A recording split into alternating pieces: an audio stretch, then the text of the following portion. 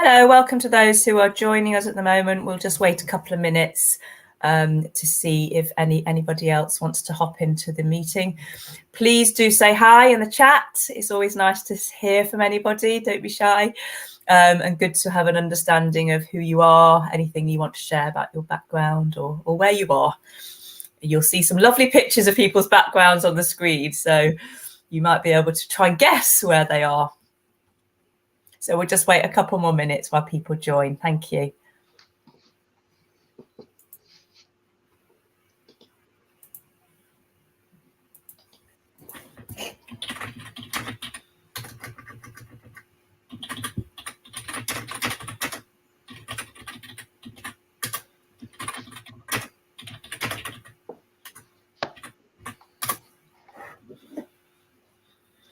There's a chat at the side where you can post any questions or just to say hello. And we're just waiting a couple of minutes just while we get people dropping into the session.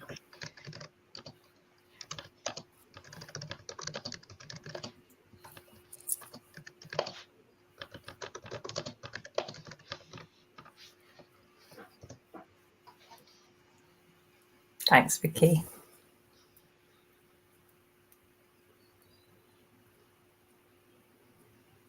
Very shy people today. Please do say hello if you're there and you'd like to just say hello to us, or any questions you might think of now or throughout the session.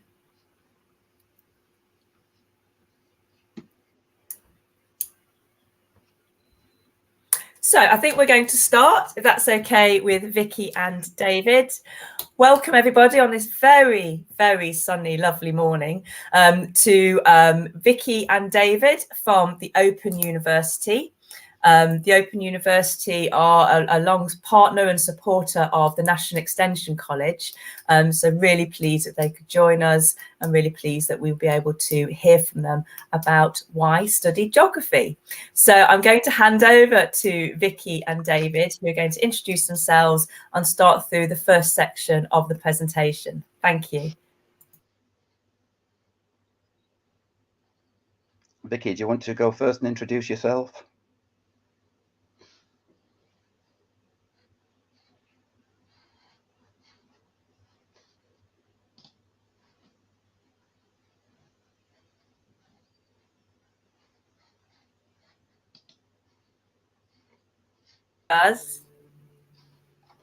Perhaps David, you could start off. Okay, then.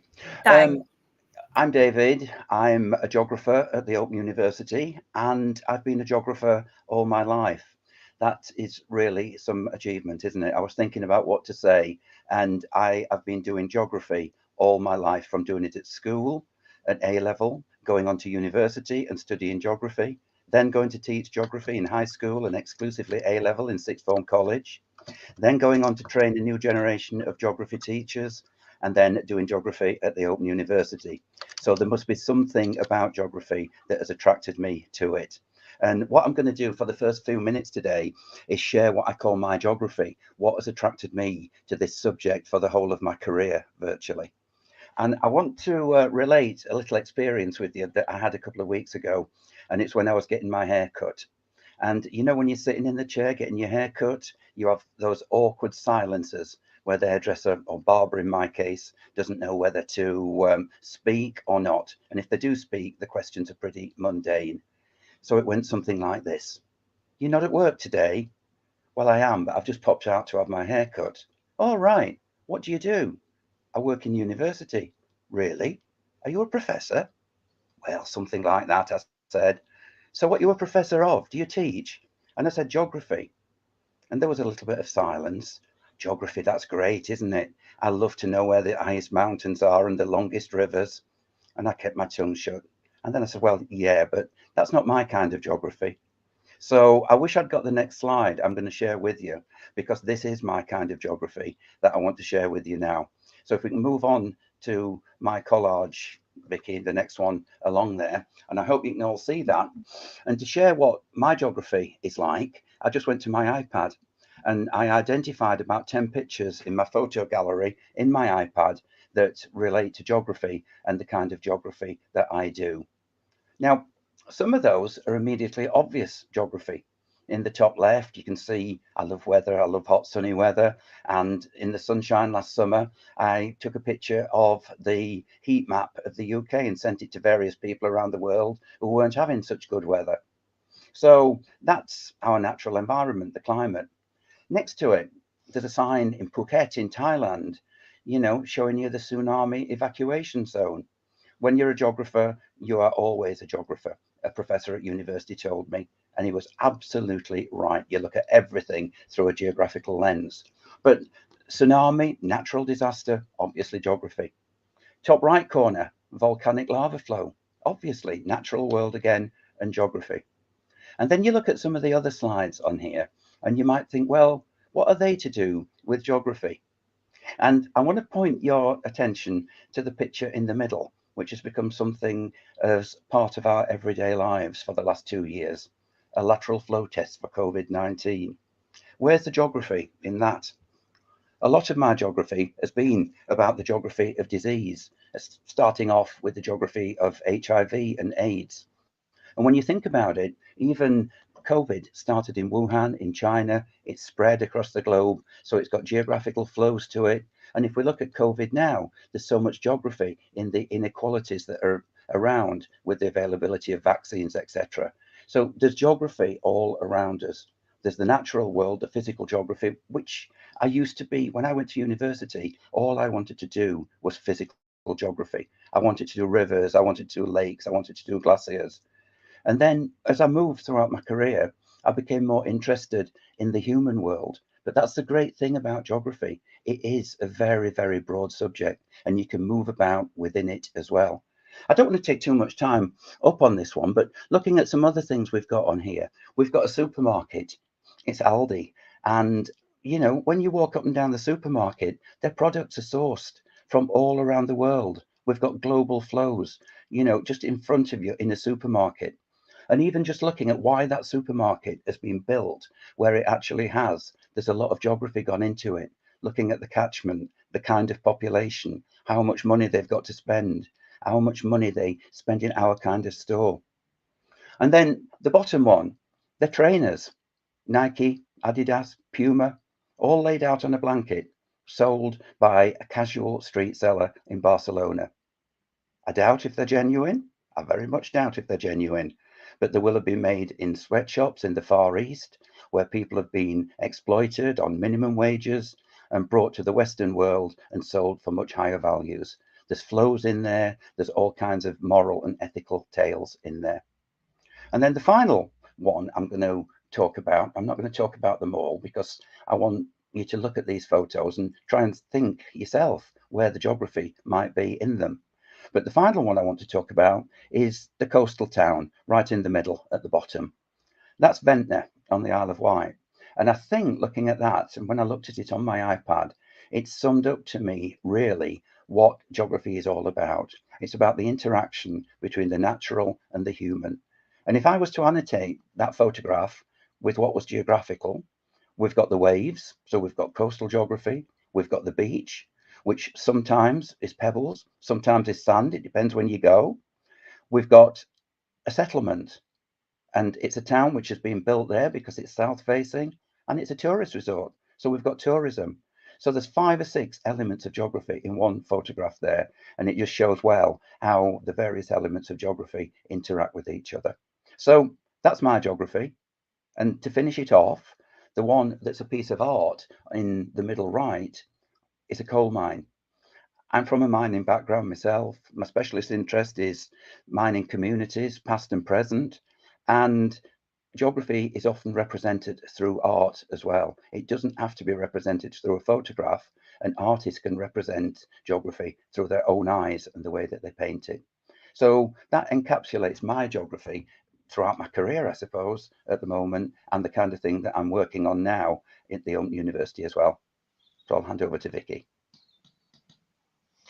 Thanks, David, and apologies for my sound problems at the beginning. Hopefully you can hear me. I can hear you now, so that's good. So it's quite interesting where you've got different geographies coming together, and my geography is probably slightly different to David's. but actually my geography interest and my geography background really started, if you look in the top right hand corner of this slide, under the word people. Actually, it's about rural areas, about countryside, and that's really where my geography began. But when you look at this picture, which is actually looking over at the same view that's behind me at the moment, at the northern end of the Peak District, I could talk to you about the physical geography, about the sandstones and the mudstones and the silt stones that make up the landscape, but I'm not going to. I'm going to talk to you about the human things that I see on this picture, you know, that human geography. And actually what you're looking at here is really, like I say, a really nice rural landscape. But also when you're looking at the foreground, that looks like a nice agricultural field. Now there's some quite nice geography behind that, and again thinking about the movements, thinking about the places that things move from. So I happen to know that that field is owned by David, and David is a farmer. David improves that agricultural land by taking, we have in this area, we have something called a green bin, which everybody does. Put your garden waste and your food waste in it. It's taken away, it's processed, and it's come back to spread on that field to improve the soil quality. So actually, there's a really nice connections here. It's not all done locally, but actually you can see the idea of waste, which is also a really important part of understanding geography, and about people actually recycling waste and then being put on the land to improve the soil, so that we've got an improved agricultural field, which I think is quite a nice example as to how actually that those elements of the geography are really important and come together. And you can also see just behind that green field a burnt area of moorland, and that was burnt really badly in 2018, actually burnt as a result of people who were on that land and having barbecues, which led to huge moorland fires. But then behind that, actually the moorland, the peat on the top is being restored by Moors for the Future, where they're damming areas to capture water and to rebuild that peat. So a really huge mixture of different human interactions going on there. We've got the carbon storage in the peat, and actually how humans are both releasing the carbon through the burning, but also replacing it. So really nice connections there. I could talk a huge amount more about this picture, but actually just coming right to the front of it, you can see another human element, which is the dry stone wall, and that actually edges onto a path. Now, obviously the dry stone wall is human created, and there's some fencing there as well, but actually that path links the mills to the weavers' cottages. So again, a really nice, some historical geography there in terms of those routes. So I just think it's a really fascinating picture, because you look at it and you think, that's a nice view of the Peak District, but then you start digging down about what everything is there. What you can't see, which you can on the photo behind me, is the reservoir in the bottom there, which is a really good honey pot example, and looks lovely and quiet in the photo behind me. I walked up there on yesterday, actually Sunday, and it was absolutely packed with cars parked everywhere and people really enjoying the landscape, really, really busy. So again, a lovely kind of example as to how places change depending on who's there.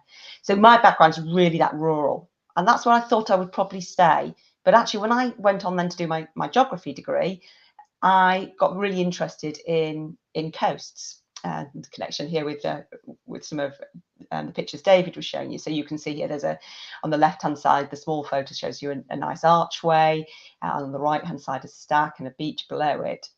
And actually right in the middle, I couldn't talk about geography without having, this is just a sketch map, but some form of map, because actually I think that notion of geography to me was always the map. So I had to include that. But I really got interested in coast, and I, to be honest, thought I'd end up probably as a coastal manager somewhere, dealing with the flood risk issues and managing sites for people. So actually really kind of connected to the rural, but not quite the same. But actually I then went on to realise how important people were in relation to the environment.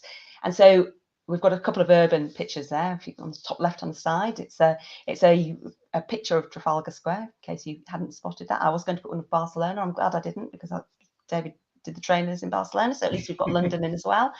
And in the middle, you can see Manchester Piccadilly train station, again, just images of those more urban areas.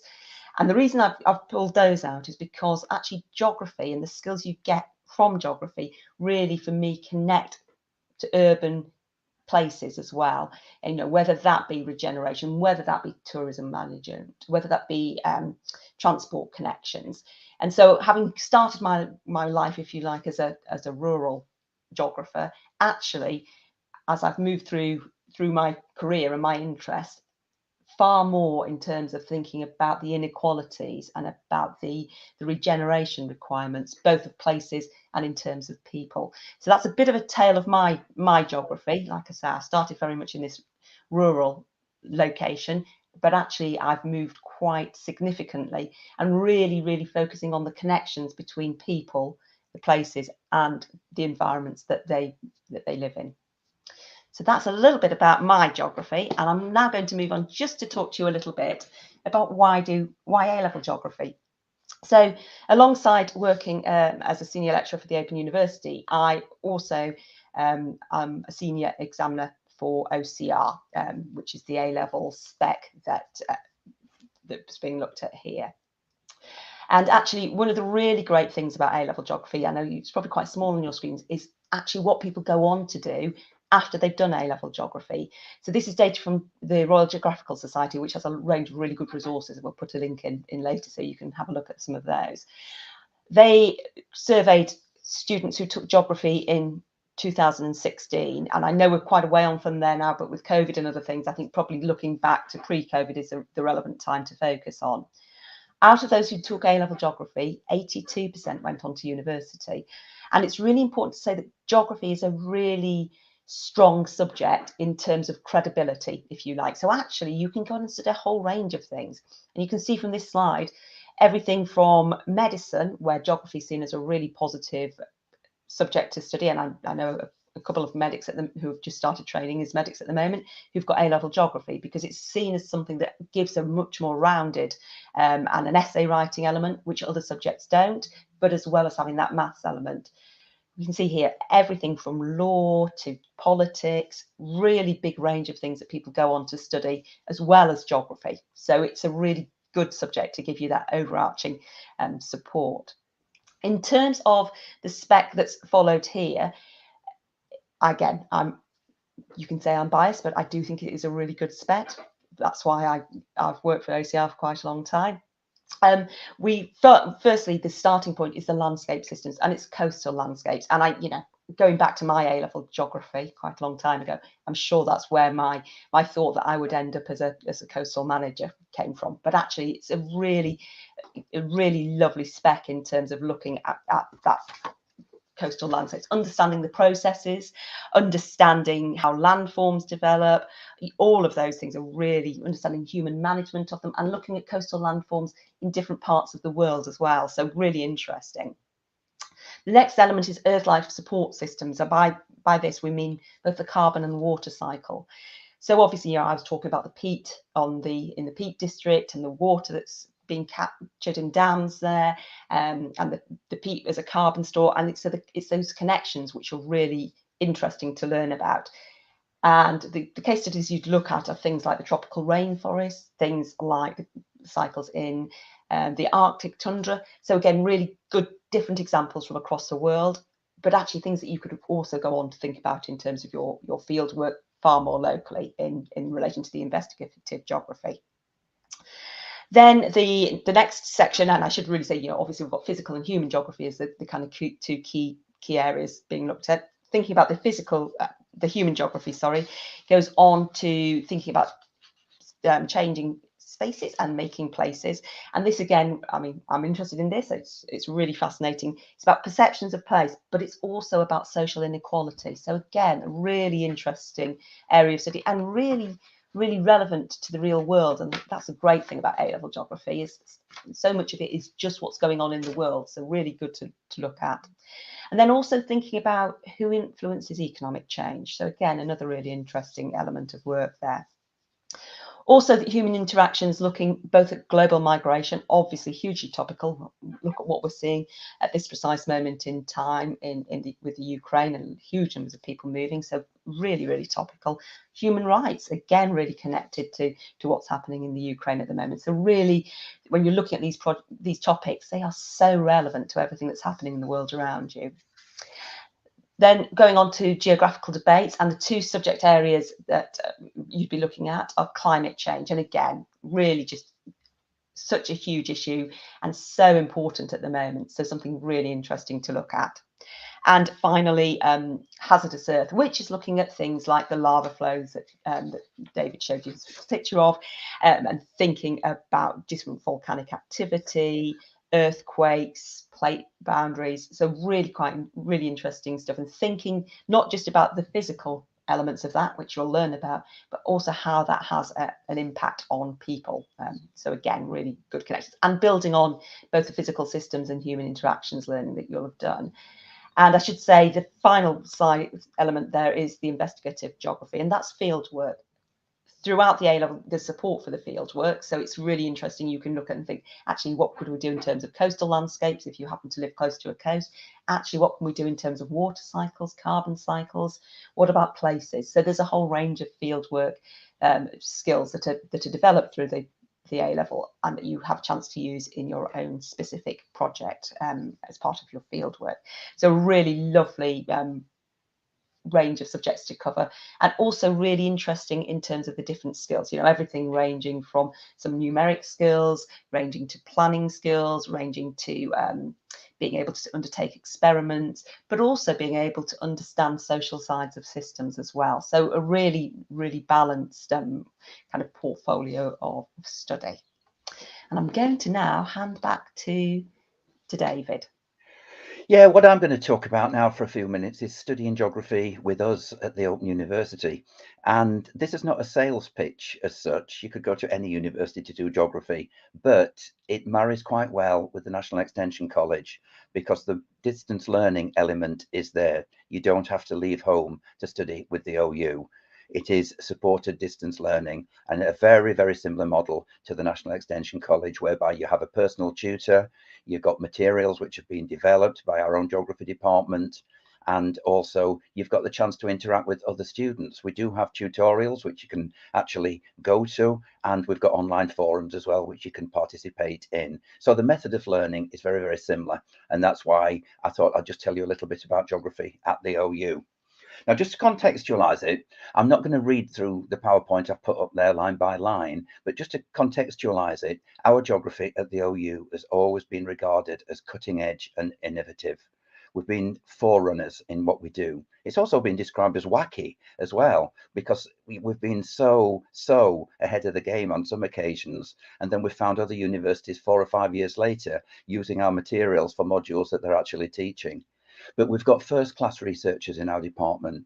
We've got some big names in the geographical world who are researching in geography.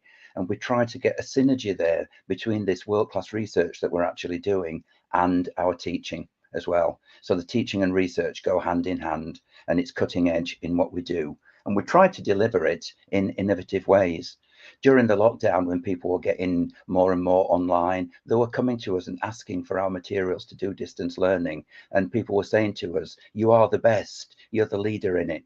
Can we, follow you? Can we have this and can we use it?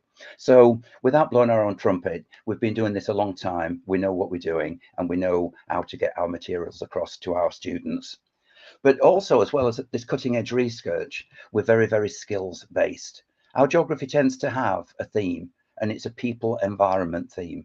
Vickie's talked about that a lot in her geography. I've mentioned it a lot in my geography as well. It's about people and how they interact with their natural environments in good and bad ways. And that tends to be the key for OU geography, people environment relationships. But all our geography courses, all our modules tend to build skills into them. And we can't say, and Vickie's alluded to this already, talking about A-level geography, what skills you actually develop when you study geography. And we actually map them out in our degrees, what skills and skill sets you're actually developing. So when it comes to employability, we've actually got a mapped out set of skills that you can take away from an OU geography module or OU geography degree. And they're things like analysing qualitative data, analysing text, analysing quantitative data, analysing numbers, presenting them in different ways, interpreting them in different ways. The skill set, writing for different audiences. If you're going to write an academic piece for a journal, it's going to be different to if you're writing a letter to a newspaper complaining about the tourists doing damage at the tourist honeypot yesterday in Vickie's locality. So they're the kind of skills that we try to develop through an OU geography course. And at the moment, we're in a really good place because we've got some brand new modules coming on stream, which are really up to date. We've got 2 new second level modules and a new third level module, which have just been produced or just in production. So there really are 2022 and 2023, ready. So the world is changing and we're changing as well with it. If you just want to move on to the next slide, Vickie. And basically, I know that's difficult to read and it's got a lot of information on. And at the end, we're going to leave you with a slide which has got the OU website and the link to the courses that the OU actually does on there. But basically, when you come into higher education, what we're trying to say, you don't have to embark on a degree straight away. There are various levels you can study geography in higher education. You can do a certificate of higher education and then move on to a diploma in higher education and then move on to a degree. And without going into all the detail, because you'll be able to look at that slide again, it tells you how much time that's likely to take up and what it actually constitutes when you're actually studying it. And you can claim these in bite-sized portions. You can do a certificate and go away. You can come back, build on it into a diploma and go away and come back and build it up into a degree and attend graduation and get your scroll and cap and gown and become a graduate geographer. So just to add, we're talking geography, but we do have allied subjects as well at the OU.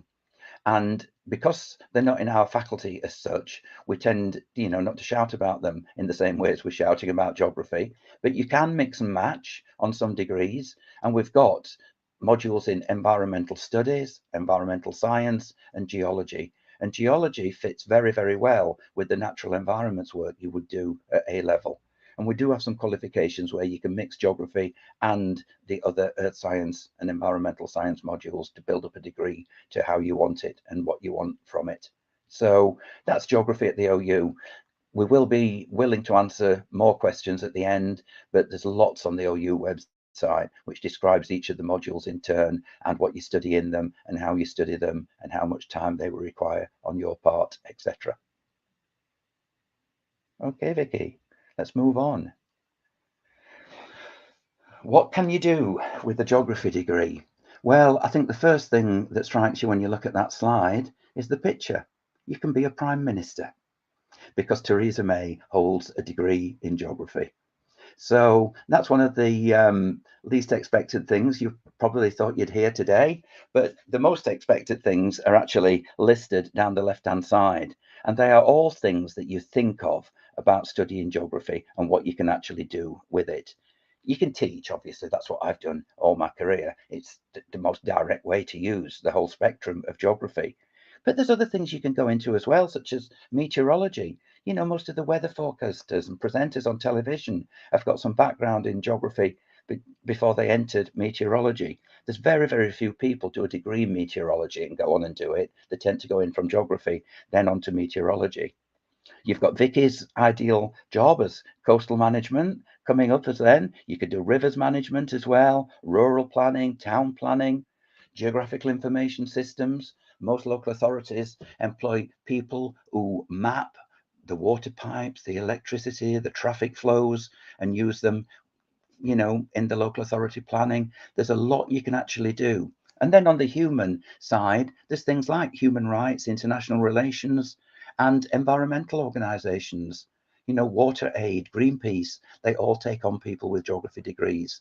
So they are all related kind of careers for geographers. But the most important thing, and the most important thing I've put in red in there because it is the most important thing, and that is the skills you develop. They don't direct you to a particular job. They are so transferable to a wide range of jobs. And that's why employers look so favorably on geography qualifications, not because of the knowledge, although that counts, but because of the skills you've actually developed while you've been acquiring that knowledge. Okay. And then finally, And Vickie might want to add to this. We've just put some websites on here. There is such a wealth of information out there on the web, but the most two renowned geographical organisations in the UK are the Geographical Association and the Royal Geographical Society. And it's difficult to break down their two websites into categories because there is so much information. There's information for teachers, there's information for students, there's events that they're running, you can sign up, there's resources that would help you in your studying, for studying A-level and beyond. And then another website I've put on there is one called Time for Geography. And Time for Geography is a website where a number of universities subscribe to it, and they put geographical videos up there primarily, and you can waste away many an hour watching those because they are excellent quality and they are so up to date. So if you start studying geography, these are the kind of websites you can start delving into and get that added extra over and above your course materials. And then in the bottom left, I've put the link to the Open University website, which I said I would do when I was talking about our courses. And then Vickie, I will just hand over to her just a little bit to talk about the bottom right graphic about some of our materials that we put out there free for people to get a taster of our modules. So Vickie, if you'd just like to talk about Open Learn a little bit. So I'll just talk briefly about Open Learn, which has a whole range of different short courses on, ranging from things that you can just do within 20 minutes and work through, or and much longer courses. But material there, which is based on materials from our modules, but also particularly that link very much to a lot of the BBC work that the Open University does. So I've just popped the slide up here. It's just got a picture of our coast, which was the sketch map I had on the first slide I talked to. So again, as the Open University, we work with the BBC or production companies in relation to things like Green Planet. Is probably the one that most people have followed more lately. And this was about our coast.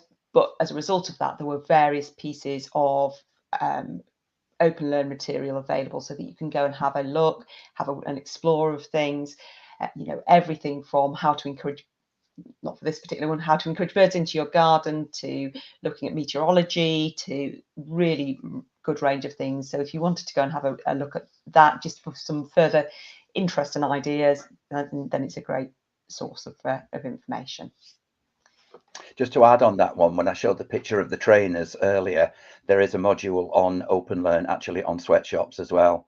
It's difficult to find them because the way that they're organized into categories, you just have to go on categories and scroll down, but there is one on sweatshops as well. And it was working on that prompted me to put the picture of those trainers up on my geography today. Thank you, Vickie. Thank you, David.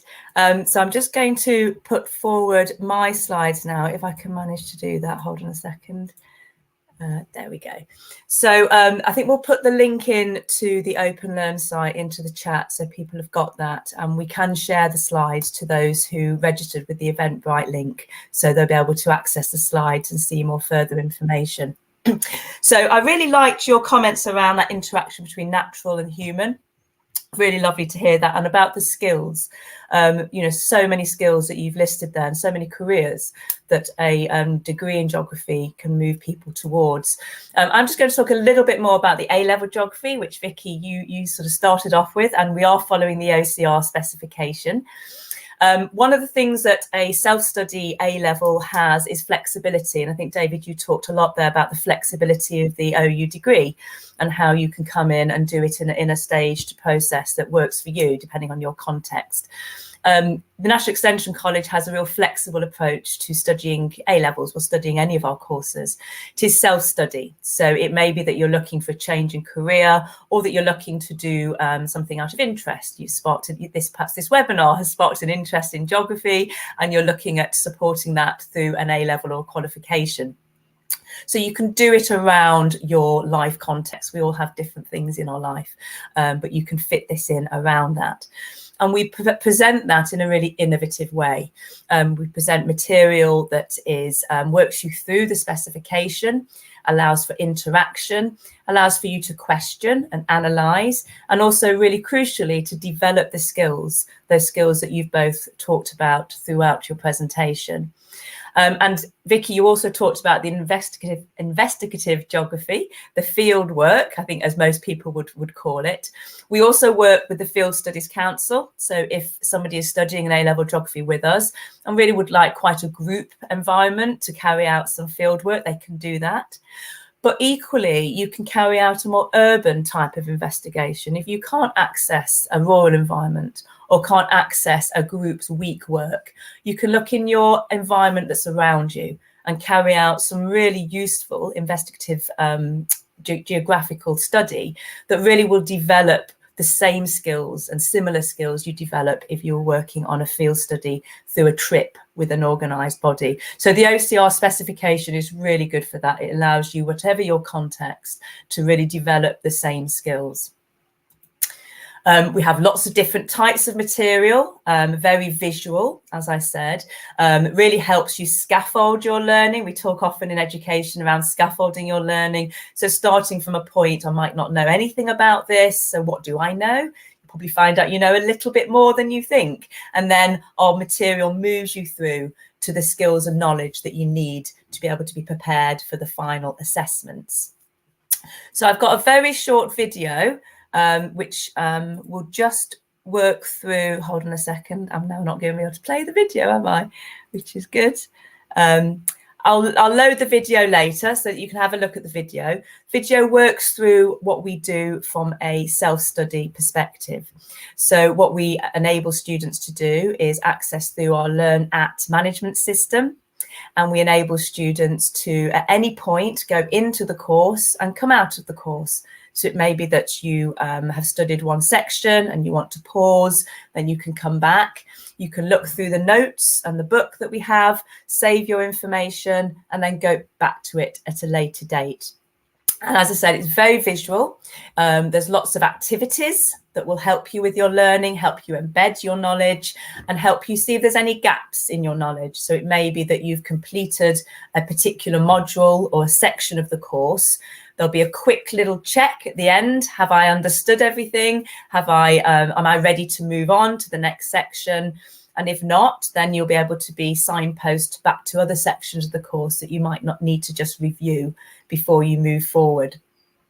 So that's what it's like to study with the National Extension College, and obviously a lead in to the material and the courses that the Open University has, either for the free courses or moving through to a degree, whether you start a certificate or move through to a full degree.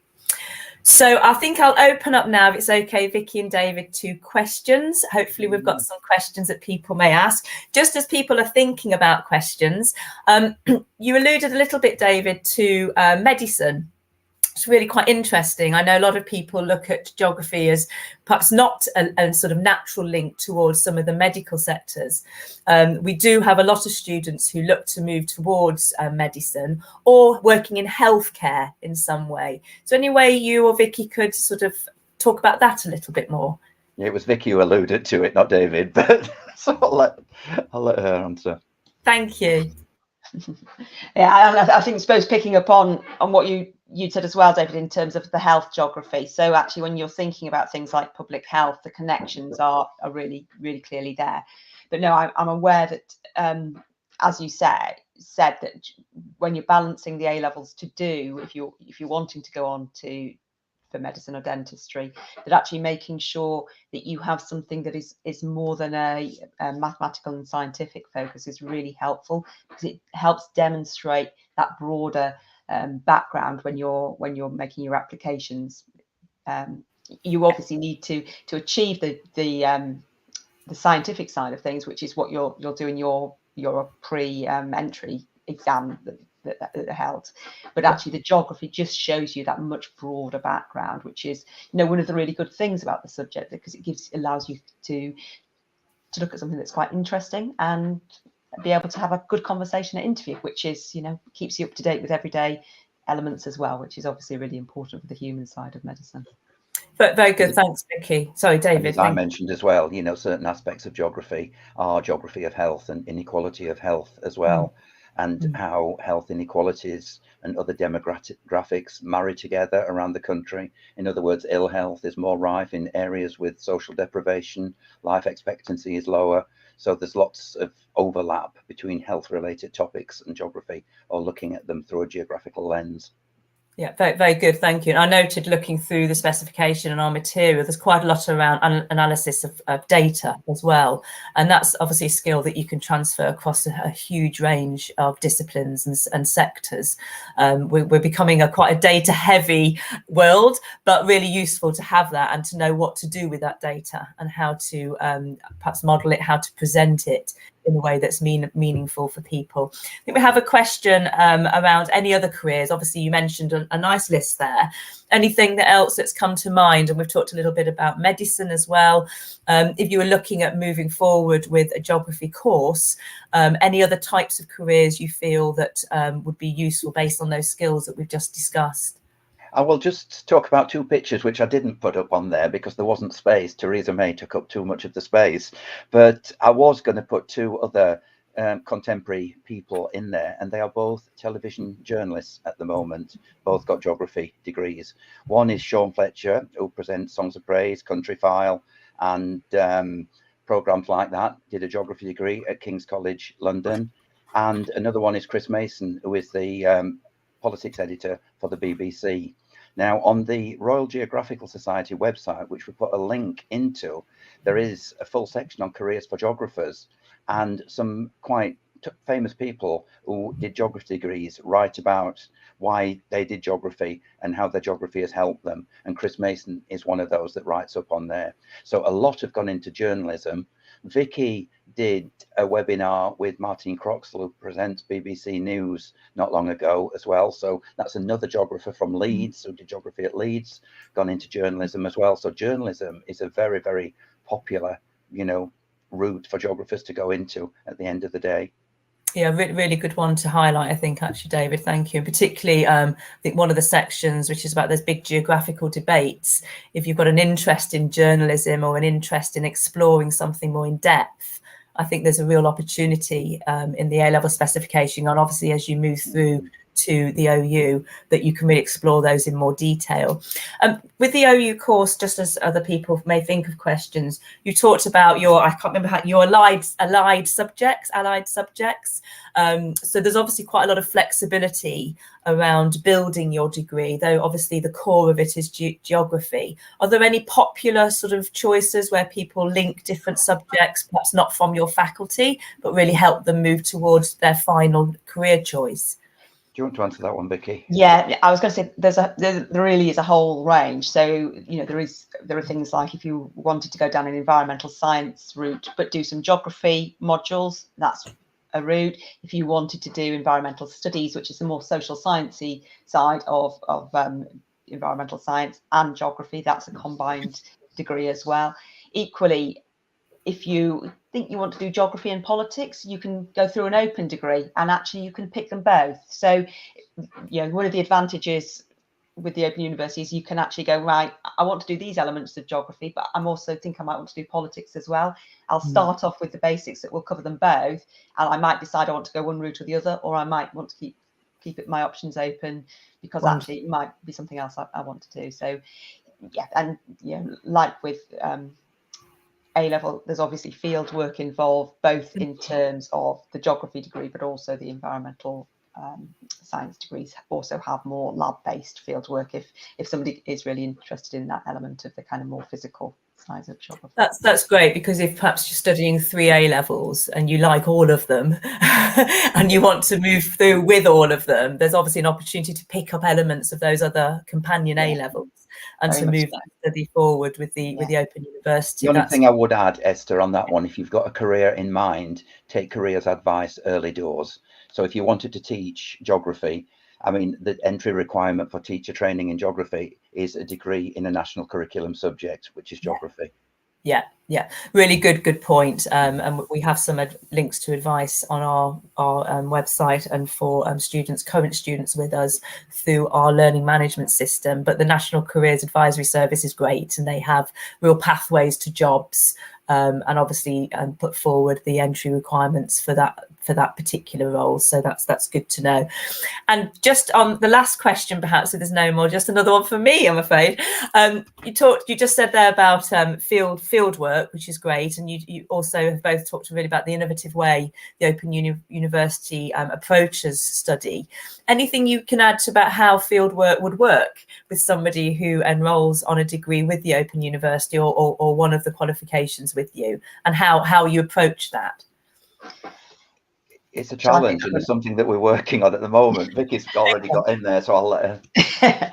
Well, there's a range of different ways. So some of the field work activities are very much somebody else has done the field work and has taken part in the interviews, and you're then using that information as a way of happening. So that's one element. For some of the, if you're doing the environmental studies and geography degree, some of the modules you'd pick there actually have live field work. So whilst you watch what's happening, you go out and as a group of students, you decide what you want them to collect, what tests you want them to do on it, and then go back into the lab, and that's undertaken in a group approach. Also, some of the, if you were interested in we've got a new geology degree, not within the geography department, but elsewhere.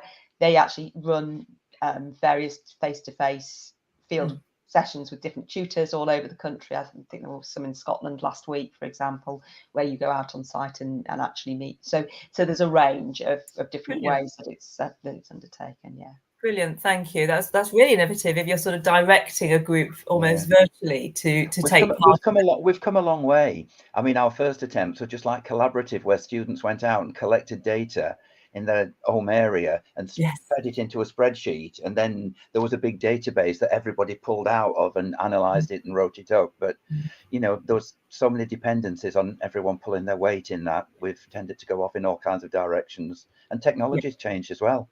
Mobile phones have changed things massively. Yes, I mean, the amount of apps, the geographical toolkit, you know, you don't longer have a pencil and a tape measure, you know. A mobile phone with video and camera is amazing, and sound recording. Yeah, very good. And I know that the Open University always really embraces new technology to make sure that the access to the degrees and the courses that students have is really wide and broad for people who are in any context, so that they can obviously take part in the study.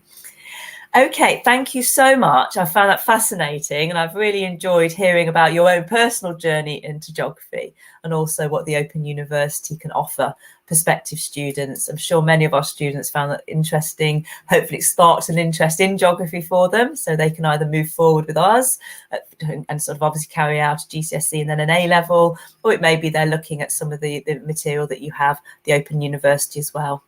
So I'd like to thank Vickie and David for joining us and sharing your knowledge and your, as I said, your own personal geographical understanding and your own journeys, and look forward to seeing you again. Thank you for your time.